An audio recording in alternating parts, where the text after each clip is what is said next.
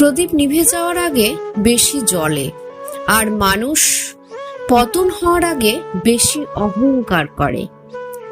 মানুষ যখন অবহেলা করতে শুরু করে তখন এক ধরনের সস্তা বাহানা খোঁজে, যার নাম ব্যস্ততা।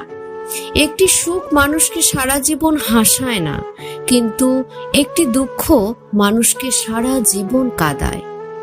তাই নিজের সুখের জন্য অন্য কাউকে দুঃখ দিও না। স্মৃতির ধোঁয়া উড়িয়ে যেদিন ধরবে চোখে জ্বালা, সেদিন মনের ঘরে টিকবে না গো ইগোর চাবি তালা। কেঁদে কেঁদে চেয়েও যে জিনিসটা রব আপনাকে দেয়নি, ভাবতে পারেন সেই জিনিস কতটা ক্ষতিকর ছিল আপনার জন্য। যার কাছে তোমার অনুভূতিটা শূন্য, তার কাছে ভালো নেই বলার থেকে ভালো আছি বলাটাই ভালো।